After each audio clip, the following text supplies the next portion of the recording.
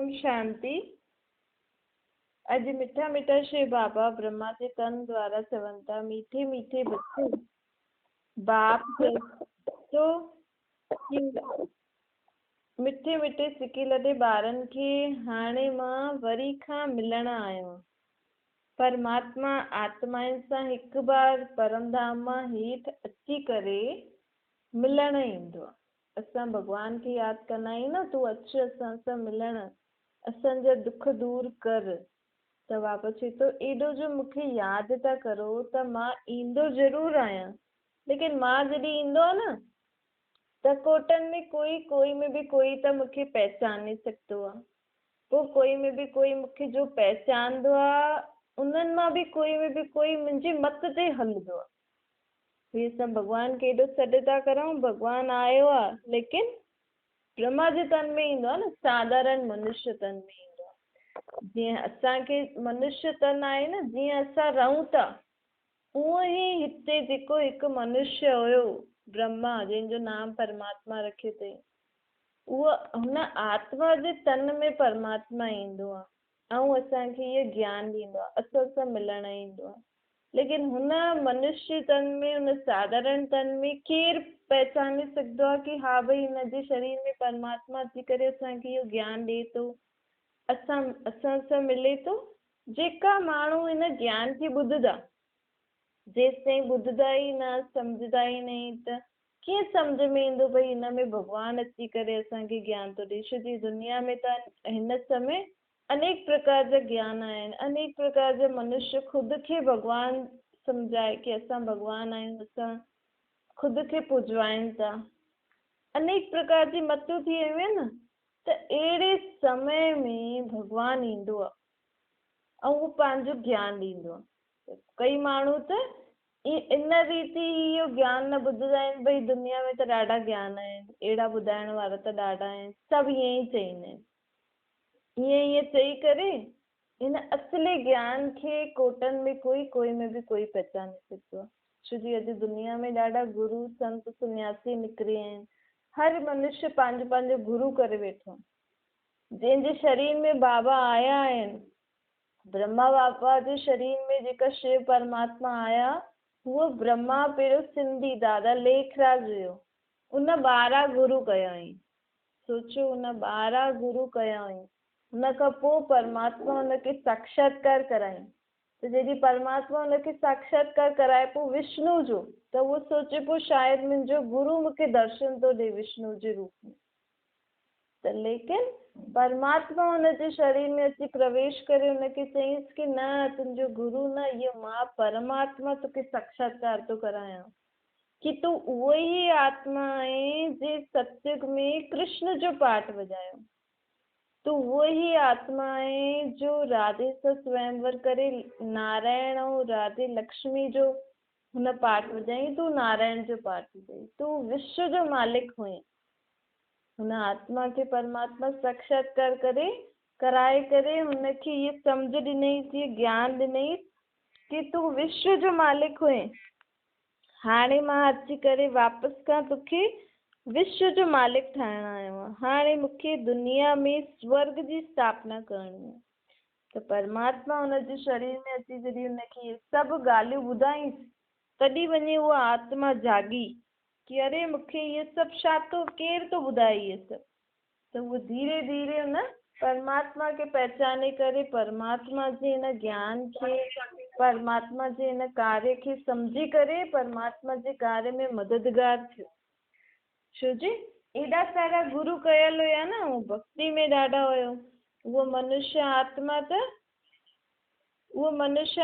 त रोज़ गीता बि पढ़ंदी हुई, रोज़ गीता जो पाठ पढ़े, एॾा सारा गुरू करे टिकाणनि में वेंदी हुई।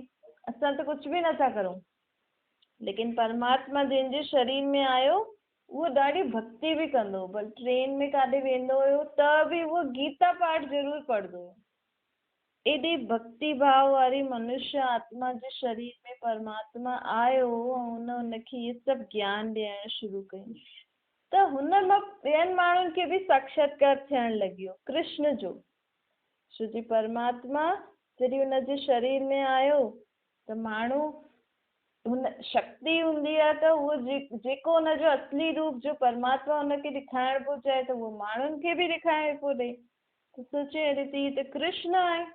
त ईअं करे कोटनि में कोई में बि कोई इहो ज्ञान ॿुधण लॻी आहे कि हा भई इहे त परमात्मा आहे। परमात्मा अची करे पहिरियों ई हिनजे शरीर में अची करे माण्हुनि खे इहो ई पियो चए कि हाणे हिन विकार खे छॾो, पवित्र रहो, तव्हां आत्मा ई आहियो, मां तव्हांजो पीउ परमात्मा आहियां। हाणे मूंखे स्वर्ग जी स्थापना कराइण लाइ तव्हांजी मदद खपे।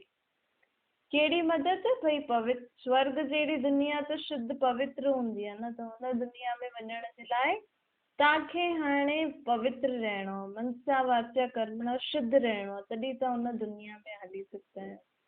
त ॾिसो केॾे साधारण मनुष्य तन में परमात्मा आयो ऐं कोटनि में कोई में बि कोई हुनखे पहचाने करे अञा बि हलनि था। कोई हलनि था, कोई नथा हलनि, ऐं जेका ॿुधी करे बि नथा ॿुधनि त उन्हनि खे अंत में पश्चाताप थींदो, भई अहिड़े भॻवान खे असां एॾो सॾु पिया करूं, उहो त हिन साधारण मनुष्य धन में आयो, असांखे एॾो ज्ञान बि माण्हू ॿुधाइनि पिया त बि असां ध्यानु न ॾिनो। पोइ अंत में माण्हू पंहिंजी क़िस्मत ते पछताईंदा कि हाय रे असांजी क़िस्मत, असांखे भॻवानु एॾो सम्झाईं असां न मञियोसीं। त बाबा चए थो हाणे समय खे पहचानो, जे भॻवान खे तव्हां सॾु था करो उहो धरती ते अची वियो आहे, हाणे ॿियो कोई अचण न वारो आहे। हाणे पंहिंजी बुद्धि खे हेॾे होॾे न भटकायो, स्वयं खे आत्मनिश्चय करो, मूंखे निराकार रूप में यादि करे मां जेकी शक्तियूं गुण सम्झ तव्हांखे ॾियां थो उहो वरितो मूंखां वठी वठो, न त अंत में तव्हां बि पछताईंदव कि परमात्मा त असांखे चए पोइ मूंखे यादि करो त तव्हांखे वरितो मिलंदो, असां न वठी सघियासीं। बाबा चए थो अंत में पछताइणो न पए, इन करे घड़ी घड़ी बाबा असांखे छा थो चए, स्वयं खे आत्मा सम्झो, मूंखे निराकार रूप में यादि करो। हिन समय तव्हांजो इहो शरीर ॾाढो अमूल्य आहे। माण्हू बाबा चए थो ॾिसो माण्हू त पंहिंजी इहे व्रत जप त इहे करे करे पंहिंजे शरीर खे केॾी तकलीफ़ ॾींदा आहिनि। जे शरीर द्वारा आत्मा सुबुह खां राति ताईं कमु थी करे, उन शरीर खे असां हिकु एॾा ॾींहं रोटी न ॾियूं त इहे बि पाप चढ़ंदो आहे। शरीर खे बि दुख ॾींदव न त हिन जो बि असांजे मथां पाप पईंदो आहे। त हिननि आत्मघात न करो, परंतु आत्मा जो त घात कॾहिं थींदो न, जीव जो घात थींदो आहे, शरीर जो घात थींदो आहे। चईंदा न जीव घाती महापापी, इहो चइणो खपे। अर्थात शरीर खे तकलीफ़ ॾियणु इहो महापाप आहे। माण्हू त चईंदा आहिनि आत्महत्या करे छॾी, लेकिन आत्मा जी त हत्या थींदी न आहे, आत्मा त पुनर्जन्म वठंदी आहे न, शरीर जी हत्या थींदी आहे। ऐं जेको शरीर जी हत्या कंदो आहे, स्वयं जे शरीर खे नाश कंदो आहे, त उहो महापापी हूंदो आहे। ऐं असां जेका इहे व्रत वग़ैरह रखूं था, भले असां भॻवान जे नाम जा व्रत था रखूं, लेकिन भॻवानु थोरी थो चए तव्हांजे पंहिंजे शरीर खे तकलीफ़ ॾेई मुंहिंजे मूंखां त प्राप्ति करे सघंदो, मां नथो चवां, तव्हां ख़ुदि ई पाप जा भागी था ठहो। त हाणे शरीर खे असांखे तकलीफ़ न ॾियणो आहे, हीउ शरीर ॾाढो वैल्यूबल आहे। हिनखे छा खपे, रोटी पाणी जेको खपे, दवाई आदि जेको खपे उहो ॾियो हिनखे, ऐं पंहिंजो कमु कंदा रहो। आत्मा हिन शरीर द्वारा पाठ थी जाए, त शरीर जो बि पूरो ध्यानु रखिणो आहे। बाबा चए थो माण्हू एॾा व्रत रखंदा आहिनि, एॾो शरीर खे तंग कंदा आहिनि, तंहिंखां सुठो त स्वयं खे आत्मा सम्झी मूंखे यादि करो। हाणे कहिड़ो समय थो हले, बाबा चईंदा परमात्मा असांखे चई देह भान खे छॾो, हीअं थोरी देह खे छॾो, देह ते ध्यानु न ॾियो, हीअं थोरी चई देह भान खे छॾो, देह जे अभिमान खे छॾो। मां ईअं जेको असां चऊं था इहे देह जी स्मृति सां था चऊं न, हिनखे छॾो, मां आत्मा आहियां हिन स्मृति सां रहो, मुंहिंजो आत्मा जो बाप परमात्मा आहे इहे यादि रखो। हाणे मुंहिंजो बाप मुंहिंजे लाइ स्वर्ग जहिड़ी दुनिया ठाहिण आयो आहे, हुन दुनिया में वठी वञण लाइ मूंखे हाणे लाइक़ु थो ठाहे, मूंखे हाणे मुंहिंजो पीउ सम्झ थो ॾे, वरितो थो ॾे। हिन ॻाल्हि खे सम्झी करे हाणे हिन शरीर में ई रही करे मुंहिंजे आत्मा खे 21 जन्मनि जो वरितो बाप खां वठिणो आहे। त हिन शरीर में रही करे करिणो आहे, त हिन शरीर जो बि ॾाढो ध्यानु रखिणो आहे।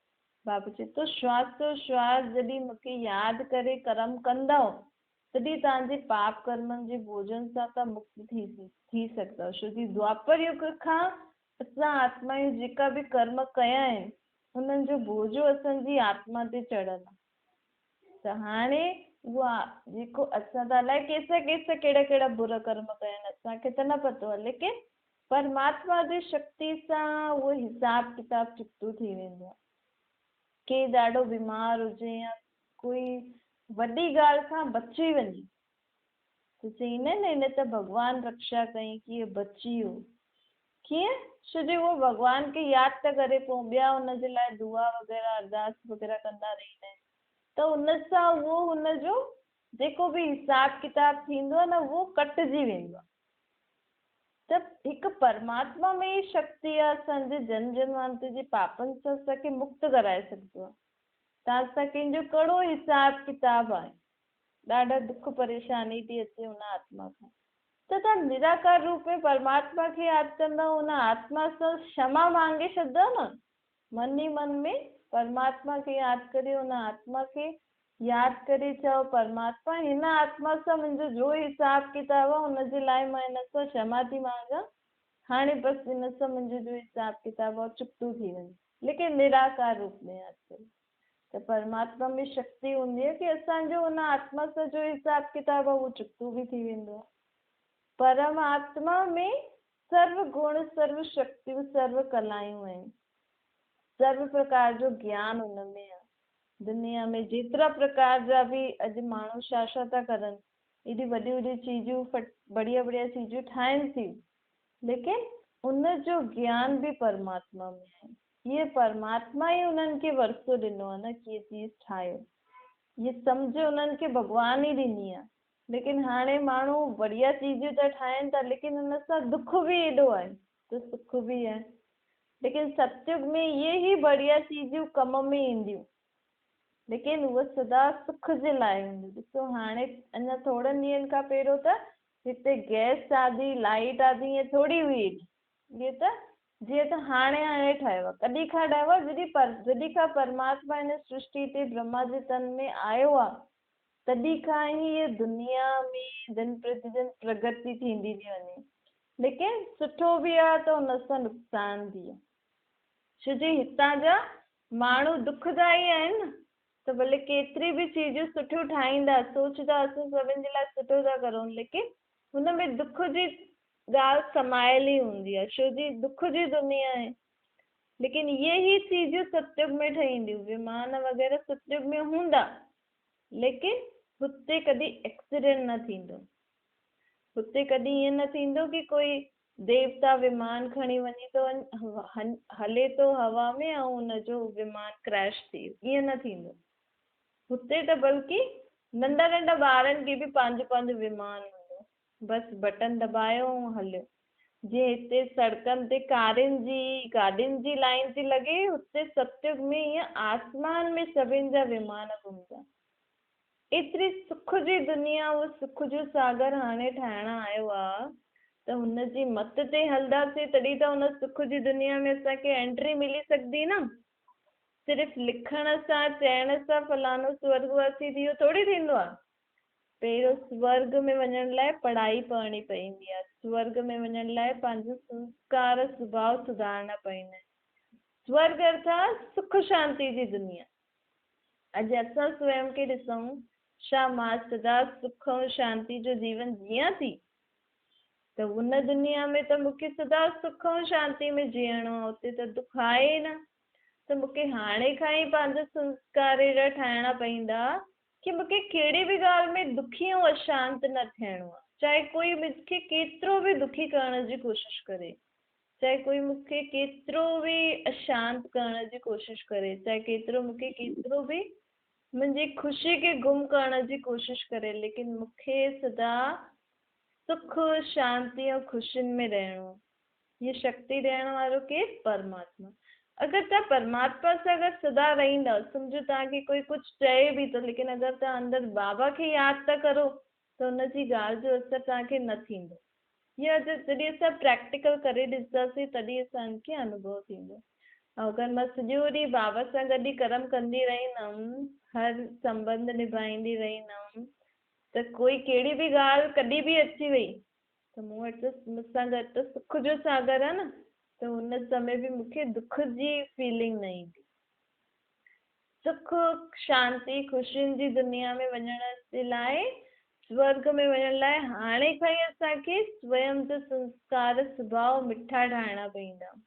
मिठा अर्थात अहिड़ो सुभाउ संस्कार जीअं असां स्वयं सां बि ख़ुशि आहियूं, असां स्वयं खे बि सुठो था लॻूं, ॿियनि खे बि सुठो था लॻूं, बाबा खे त लॻंदासीं सही न। त बाबा चए थो हाणे मां पंहिंजे ॿारनि खे पढ़ाइणु आहियां, सुधारणु आहियां। जे तव्हां पंहिंजे ॿारनि खे सुधारंदा आहियो न, हीअं परमात्मा सां आत्माउनि खे सुधारणु आयो आहे। बाबा चए थो पहिरियों तव्हां सुधरो, ॿिया ॿार त जेकी बि आत्मा उहो त हुनजो पर शरीर नंढो आहे, लेकिन आहे त वो हुनजे शरीर में बि आत्मा न, हुनजी आत्मा बि पहिरें जनम मरण में आई, अची करे हाणे तव्हांजे घर में अची आई अथव, त हुनजो शरीर नंढो आहे।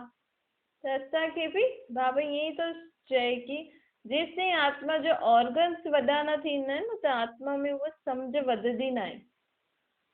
त ॿारनि खे बि असांखे प्यार सां ई हैंडल करिणो, मारे करे डांटे करे न। हा थोरो सो ईअं डिॼाए करे, अगरि ज़्यादा ग़लति कमु करनि था त थोरो थोरो उन्हनि खे असां ईअं प्यार सां सम्झाए करे, या हुनजी कोई फेवरेट चीज न ॾियो हुनखे, इन रीति असां हुननि खे सम्झाए करे हलायूं, लेकिन मारणु त बिल्कुलु बि न खपे।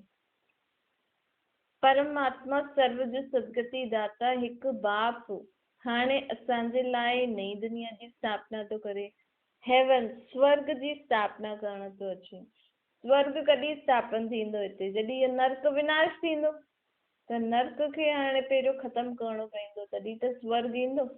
नर्क कॾहिं ख़तमु थींदो, जॾहिं असां स्वर्ग में वञण वारी आत्मायूं तयारु थींदासीं। छोकी असांजो शरीर त हलंदो न स्वर्ग में, स्वर्ग में त मां आत्मा ई वेंदमि न, आत्मा में ई स्वभाव संस्कार हूंदा आहिनि। त पहिरियों असांखे स्वयं जा स्वभाव संस्कार, उथणी वेहणी खाइणी पीअणी खे सुधारणो आहे, तॾहिं ई इहा नर्क जी दुनिया ख़तमु थींदी ऐं हिते स्वर्ग जी दुनिया ईंदी ऐं असां स्वर्ग जा सुख ॾिसी सघंदासीं। हीअ पुराणी दुनिया आहे, पुराणी दुनिया में इहे सभिनि जो अंतिमो जन्म, इन अंतिम जन्म में ही भगवान सभिनि सां मिलण ईंदा आहिनि। चईंदा आहिनि न, जॾहिं अंत हूंदो आहे त चईंदा आहिनि भगवान खे यादि करो, भगवान खे यादि करो। छो भई बाबा थिए थो जॾहिं दुनिया जो परिवर्तन, कलयुगी दुनिया जो अंत थींदो आहे न, तॾहिं मां हिते सभिनि सां मिलण ईंदा, सभिनि मूंसां मिलंदा आहिनि। त इहे भक्ति मार्ग में जॾहिं माण्हू शरीर छॾंदा आहिनि त अंत समय माण्हू भगवान खे यादि कंदा आहिनि। पर बाबा चए थो इहे कंहिं आदत विझाई कि अंत में भगवान खे यादि करिणो खपे, छोकी हाणे अंत में असां सां भगवान मिलण ईंदो आहे न, हिन करे तव्हां त ॾाढा सौभाग्यशाली आहियो जो हिन अंत समय में चैतन्य में भगवान सां मिलो था। बाक़ी माण्हू त अञा ताईं मूंखे मूर्तियुनि में, पुस्तकनि में, पाणनि में, तत्वनि में ढूंढनि था, ऐं मां कोई हुन रीति थोरी माण्हुनि सां मिलंदो आहे। तव्हां केतिरा बि घर में मूर्तियूं रखो, शास्त्र रखो, ग्रंथ रखो, मालाएं रखो, कुझु बि करो, मुंहिंजी प्राप्ति तव्हांखे हुन सां न थी सघंदी आहे। अगरि तव्हांखे मूंखां प्राप्ति खपे, मूंसां मिलणो आहे, मूंखां वरितो वठिणो आहे, त स्वयं खे आत्मा सम्झो, मूंखे निराकार रूप में यादि करो। मां कोई मूर्तियुनि में थोरी आहियां, तव्हां ख़ुदि देहाभिमानी थी विया आहियो न, तव्हां ख़ुदि खे शरीर था सम्झो, त सोचो था भगवान बि कंहिं न कंहिं शरीरदारी में या चीजुनि में आहे, कंहिं न कंहिं पुस्तकनि में आहे।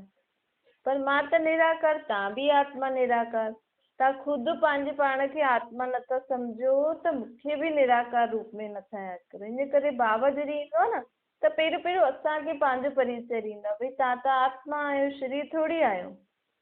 ये शरीर त तव्हांजो विनाशी आहे, अॼु आहे कल्ह न आहे, इहे त पराई चीज आहे। ॿियनि तव्हांखे ॾिनो अथई भई इहे शरीर वठी असां सां गॾु खेल खेॾो, लेकिन आत्मा त चैतन्य आहे न, हुनजो असली पीउ त परमात्मा आहे न। हाणे स्वयं खे आत्मा सम्झो, मूंखे बि निराकार रूप में यादि कंदासीं। ॾिसो, असां अगरि स्वयं खे आत्मा सम्झंदासीं त असांखे भॻवान खे कोई मूर्ति वग़ैरह में ढूंढंदासीं, न ढूंढंदासीं। ऑटोमेटिकली आत्मा खे सम्झ अची वेंदी, जॾहिं मां निराकार आहियां त मुंहिंजो पीउ बि निराकार ई हूंदो न। परमात्मा हाणे चए थो, अगरि मूंखां प्राप्ति खपेव, मूंखां वर्त खपेव त स्वयं खे आत्मा सम्झो, मूंखे निराकार रूप में यादि करो। हाणे मां 5000 साल में हिकु बार हिन धरती ते अची करे हिन धरती खे वरी खां सोने जी दुनिया ठाहींदो आहे। हाणे हिन दुनिया में कोई बि मनुष्य आत्मा, कोई बि चीज कम जी न आहे, लेकिन इहो तव्हांजो जेको भल कम जी न आहे, लेकिन हाणे मां कम जी ठाहिणु आहियो। कंहिंखे ठाहिणु आयो आहे कम जी? बाबा कोई हितां जी चीजनि खे नथो सुधारे, बाबा हितां जे जीव जंतु जानवरनि खे नथो सुधारे, प्रकृति खे नथो सुधारे। पहिरियों बाबा कंहिंखे थो सुधारे? आत्माउनि खे। बाबा नथो चए मां तव्हांजी शरीर जी बीमारियूं ठीकु कंदमि, मूंखे तव्हांजी आत्मा जी बीमारियूं ठीकु करणियूं आहिनि। पहिरियों मूंखे तव्हांजी आत्मा खे शक्तिशाली ठाहिणो आहे।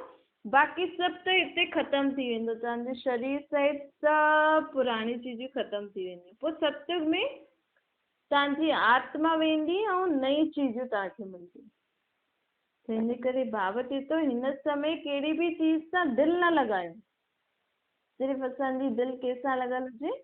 मां आत्मा, मुंहिंजो बाप परमात्मा। छोजी इहे ई 2 चीजूं अविनाशी आहिनि, बाक़ी सभु चीजूं विनाशियूं आहिनि। सभु ये तो पता ही है, शरीर भी विनाशी है, चीजें भी विनाशी है, लेकिन सिर्फ अविनाशी चीज केड़ी है? केड़ी चीज कदी मरदी ना है, खत्म न थींदी, वो आहे असां सभु आत्मा आहियूं ऐं असांजो बि परमात्मा। ये 2 चीजूं कॾहिं बि खत्म न थींदियूं आहिनि। त हिन करे मोह रखिणो आहे त कंहिंमें? आत्माउनि में ऐं परमात्मा में। अच्छा, मीठे मीठे सिकिल जे ॿारनि प्रति माता पिता बाप दादा जो यादि प्यार ऐं गुड मॉर्निंग। रूहानी बाप जी असां सभिनि रूहानी ॿारनि खे नमस्ते। असांजी बि रूहानी माता पिता बाप दादा खे यादि प्यार गुड मॉर्निंग और नमस्ते। वरदान आहे, प्रारब्ध जी इच्छा खे त्यागे सुठो पुरुषार्थ करण वारा श्रेष्ठ पुरुषार्थी ठहो। जेका श्रेष्ठ था सुठा पुरुषार्थी, ऊंची सोच वारा जो पुरुषार्थी हूंदा आहिनि न, पुरुषार्थ मतिलबु महिनत, स्वयं से असांखे महिनत करणी आहे। भई असांजो स्वभाव संस्कार, असांजी सोच सुठी थिए, हिनखे चइबो आहे पुरुषार्थ।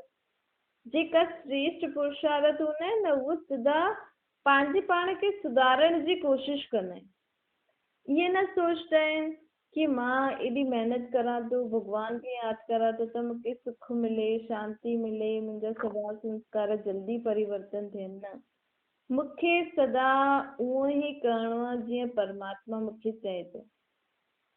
पोइ प्रारब्ध जी इच्छा न रखी करे उहो सदा सुठो कमु कंदो रहंदो आहे।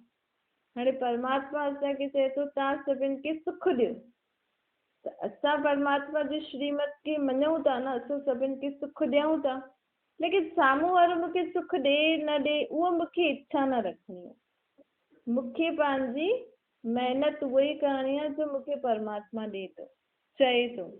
बाक़ी हुनजो रिटर्न उहो मूंखे सुख ॾे, हाणे ॾे, परीहं ॾे, महीने खां पोइ ॾे, साल खां पोइ ॾे, उहो हुनजी मर्ज़ी। मूंखे छा करिणो आहे? सभिनि खे सुख ॾियणो आहे, दुख ॾियणो बि न आहे, वठणो बि न आहे, सदा ख़ुशि रहणो आहे। अहिड़ी कोई ॻाल्हि बुद्धि में मन में न रखणी आहे जंहिंसां मुंहिंजी ख़ुशी गायब थी वञे।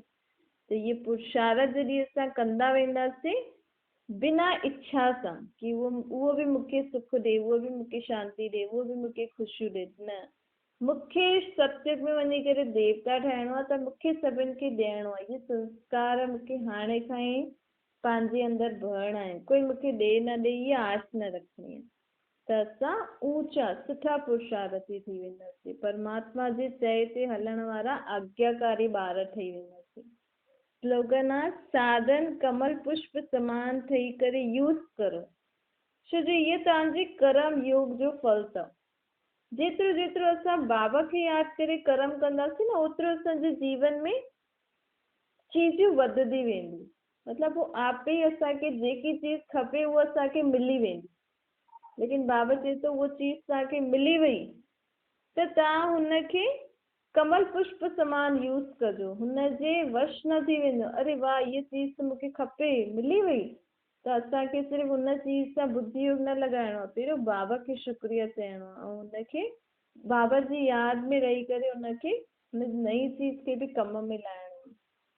जे कमल जो फूल कीचड़ में रहंदे हुए बि न्यारो रहंदो आहे न, ईअं असांखे चीज़ूं अगरि असां वटि बाबा खे यादि करे मिलनि थियूं नई नई सुठी सुठी चीज़ूं, त उन चीज़ जे बि असांखे लगाव में न अचिणो आहे, हुनजे आकर्षण में न अचिणो आहे, हुनखे बि न्यारो थी करे बाबा जी यादि में रही करे यूज़ करो। बाबा चए थो फर्स्ट क्लास चीज़ूं यूज़ करो, सिटी गार्डन में एरोप्लेन में सुठा कपिड़ा पायो, लेकिन कंहिंमें बि आकर्षण न हुजे।